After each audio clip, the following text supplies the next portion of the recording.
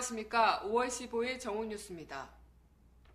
첫 소식입니다. 윤창중 전 청와대 대변인의 성추행 의혹 사건과 관련해 사건을 처음 보고한 시점이 지금까지 전해진 지난 8일 아침이 아니라 그 전날인 7일 밤이었다는 주장이 제기됐습니다. 성추행 의혹이 벌어진 당일 밤에 그 내용을 보고했지만 상부에서 이를 묵살하면서 사태를 더 악화시켰다는 것입니다. 윤 전 대변인으로부터 성추행을 당했다며 미국 경찰에 신고한 여성 인턴이 신고 전날인 지난 7일 밤 사건 내용을 주미 한국문화원 관계자에 보고했다는 주장이 나왔습니다. 대통령 방미 행사에 참여했던 워싱턴 현지 소식통은 여성 인턴이 지난 7일 밤 술에 취한 것을 문화원 직원이 발견해 술 마신 장소를 확인하는 과정에서 성추행 사건을 알게 됐다고 전했습니다. 하지만 문화원 직원이 사건 내용이 확산되는 것을 막기 위해 별다른 조치를 취하지 않으면서 2차 사건이 벌어졌다는 것입니다. 윤 전 대변인이 다음날 아침 옷을 입지 않은 상태에서 여성 인턴을 호텔 방으로 불러 이에 놀란 피해 여성이 울면서 방에서 나와 문화원 직원에게 이런 사실을 보고하고 경찰에 신고까지 하게 됐다는 설명입니다. 성추행 의혹 사건을 처음으로 제기한 위주 한인 여성 커뮤니티 사이트인 미시 USA에도 동일한 내용의 글이 실렸습니다. 게시자는 7일 밤 첫 보고와 8일 아침 두 번째 보고가 묵살되면서 피해자인 여성 인턴과 함께 방을 쓰던 문화원 직원이 화를 참지 못해 경찰에 신고하고 사표를 낸 것이라고 주장했습니다. 미국 경찰의 수사가 진행되고 있는 가운데 이번 사건의 실체 규명이 늦어지면서 확인되지 않은 의혹과 주장이 잇따르고 있습니다. 윤 전 대변인이 댈러스 공항으로 갈 때 한국문화원이 차량을 제공해 도피까지 도와줬다는 주장이 제기됐지만 문화원 측은 청와대 요청으로 여권은 전달했지만 차량까지 제공하지는 않았다고 밝혔습니다. 다음 소식입니다. 정부가 북한의 남북 당국간 실무회담을 개최하자고 제안했습니다. 이는 개성공단 현지에 보관 중인 우리 측 입주기업의 원부자재와 완제품 반출 등의 문제를 논의하기 위함입니다.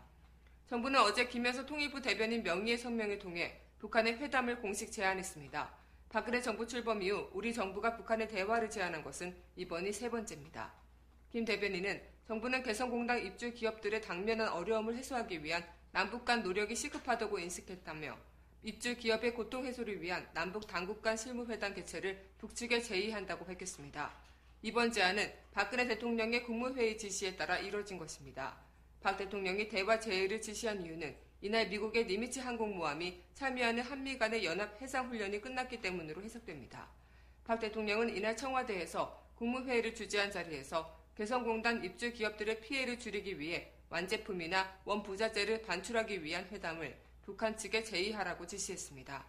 정부 당국자는 회담 제안과 관련해 북한과 사전 협의는 없었다면서 공개적 입장 표명인 만큼 북측이 편리한 방식으로 우리 측의 입장을 전달해주면 될 것이라고 말했습니다.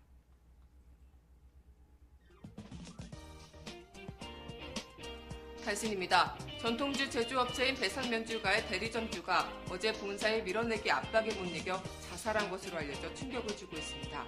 배상면주가 대리점주 이모 씨는 어제 오후 2시 40분께 인천 부평동에 위치한 자신의 대리점 술창고에서 숨진 채 발견됐습니다. 이 씨는 본사의 제품 강매와 빚 도촉을 더 이상 견디지 못하겠다는 취지의 유서를 남겼습니다. 이 씨는 유서에서 남양은 빙산의 일가, 현금 5천만 원을 주고 시작한 이 시장은 개판이었고 본사 묵인의 사기였다며 살아남기 위해서 한쪽 행사를 많이 했지만 남는 건 여전한 밀어내기라고 본사의 횡포를 강하게 비난한 것으로 알려졌습니다. 검찰이 이명박 정부의 핵심 국책 사업이었던 4대강 살리기 사업의 공사건설 비리와 관련 건설업체 수십 곳에 대한 압수수색에 전격 착수했습니다. 서울중앙지검 특수1부와 특수2부 등은 오늘 오전 GS건설과 대우건설 등 건설업체와 협력업체 30여 곳에 대해 압수수색에 나섰습니다. 지역은 서울, 경기, 전남, 나주 등인 것으로 전해졌습니다. 이는 공사 시행 과정의 비자금 조성 의혹, 참여 건설업체들의 입찰 담화 의혹, 건설업체 임직원들의 배임 의혹 등입니다. 법원이 보수농협 변희재 씨에게 통합진보당 이정희 대표 명예훼손에 대해 배상하라고 판결을 내렸습니다. 서울중앙지법 민사합의 14부는 오늘 원고들은 사회적인 활동으로 어느 정도 검증을 받았고 국가보안법 위반 혐의로 수사를 받거나 기소된 사실도 없다며 이들을 종북주사파로 단정한 표현은 진실성과 상당성이 없다고 판시해 원고 일부 승소로 판결을 했습니다. 앞서 변희재 씨는 작년 3월부터 트위터에 22건의 글을 올려 이 대표 등을 종북 주사파로 지목하고 경기동부 연합에 가입했다고 주장한 바 있습니다. 5월 15일 뉴스를 마칩니다. 감사합니다.